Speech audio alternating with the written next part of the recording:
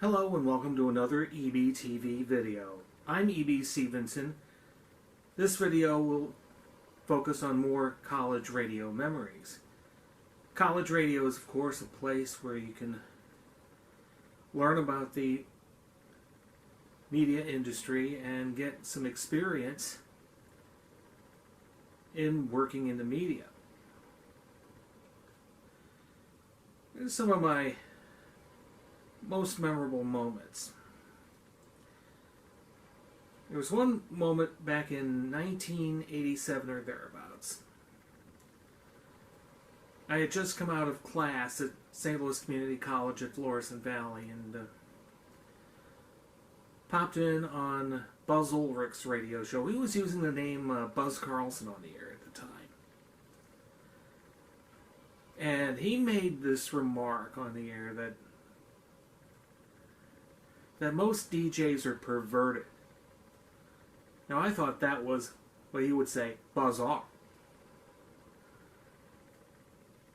And he pointed out to the audience that I was an exception to the rule of DJs being perverted. Because, he repeated something I said.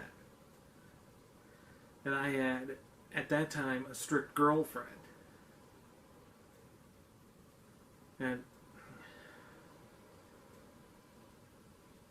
And she found talking about perverted things to be pretty disgusting.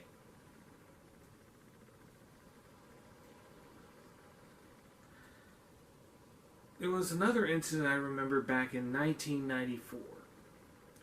I was doing Friday nights and I was doing a show called The Alternative Time Machine. As it turned out, a broadcasting student named Mark Bland, who went by the name The Weasel during his early days, was supposed to observe what I was doing for a broadcasting class. And he absolutely threw the rule book out the window.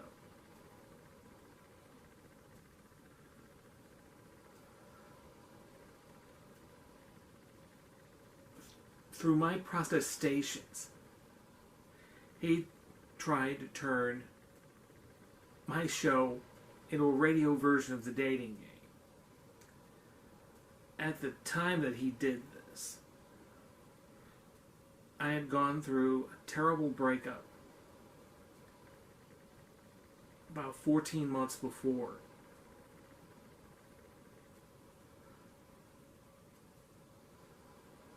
But somehow I had no choice but to play along with this joke.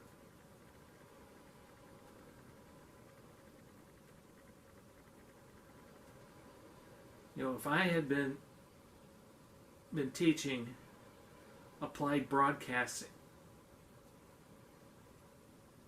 I would have flunked him immediately. Because you're supposed to observe what the experienced DJ is doing. You're not supposed to take over his or her show and turn it into a kind of a dating game. So that was a bit of Mark Bland's craziness. He later used the air name of Tim Irons. He even tried his hand at pro wrestling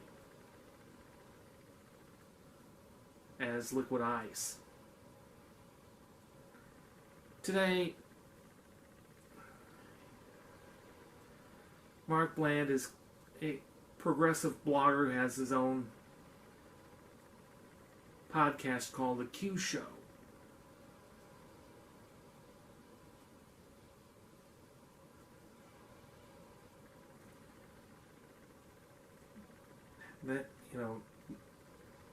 That attempt to try to do the dating game on my show, which is supposed to be alternative classics from the 70s, 80s, and early 90s,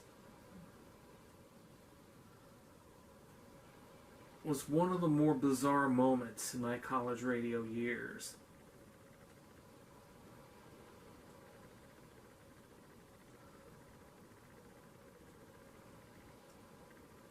And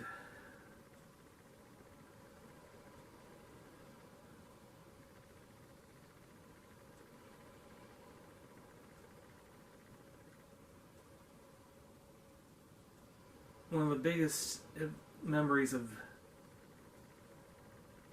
my college radio days, first tour of duty at KCFE,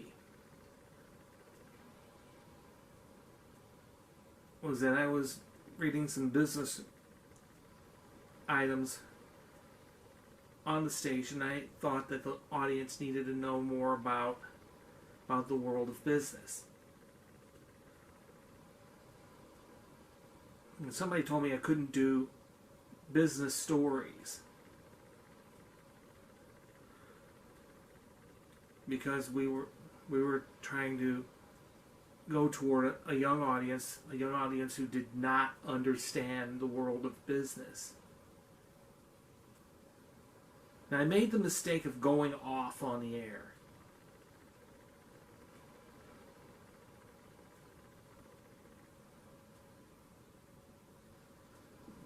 And that to me was a mistake, as I look back.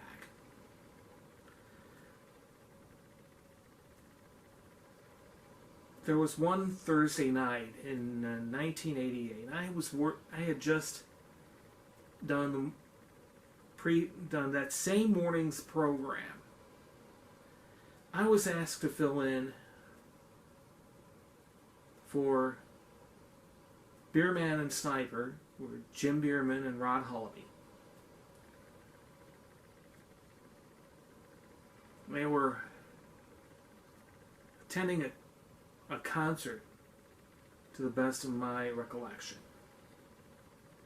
I was getting ready to sign off at 12 o'clock midnight.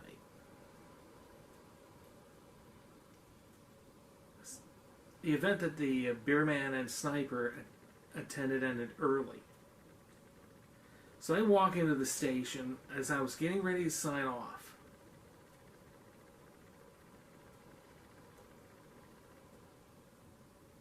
And we were kept on for 5 minutes past our authorized sign-off because they were reading the history notes for the day that had just started.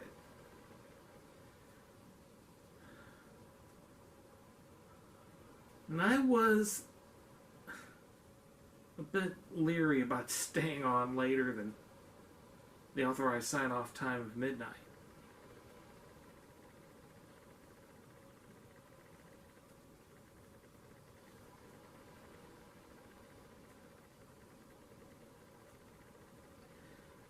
And during the 90s, one of my co-workers was a fellow named Charles Lurks, and he was a big Star Trek fan, and he got me hooked on Star Trek The Next Generation. Of course, I could not learn how to speak Klingon. Except for, say, Kapla, which means success.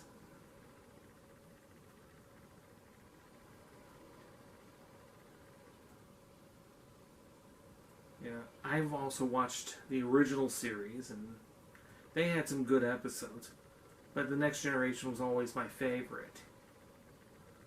So Charles got me hooked on Star Trek The Next Generation.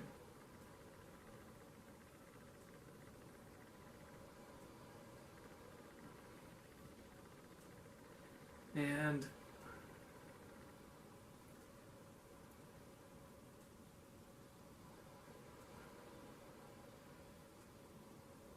there's so many other things that are in the back of my mind. Another one that stands out. I just remembered this. This is also in the spring of 1988. Greg Morgenthaler was working at the station helping us out comes in and requests the theme from McHale's Navy. That was a 30-second song, so I played that just before the news. And usually when I had newscasts at 7 and 8 o'clock in the morning. 7 o'clock I would usually run a theme from a situation comedy. And at 8 o'clock, for the 8 o'clock news, the theme would be from a drama or action adventure show. So just before the last newscast of the day, Ray puts in a request for McHale's Navy, and I played it.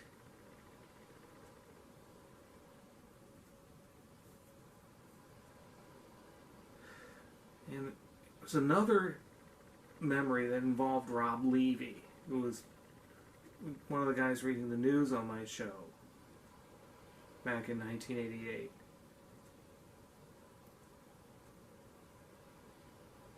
He did a newscast while Pump Up the Volume by Mars was playing in the background. Played it right through the promotional break, and that promotional break had no music background to it.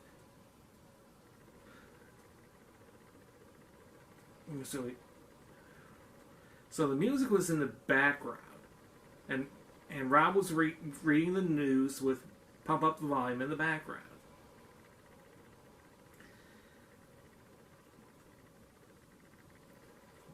And this was like 8 o'clock in the morning. College radio, we were very creative. But there were times when creativity got in the way of a smooth presentation. Like the example with Mark Blatt. But when Rob Levy put the music in the background during the 8 o'clock newscast, we were having some fun.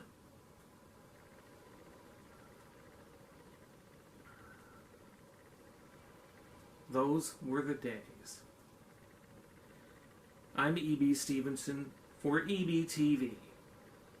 Thank you for watching.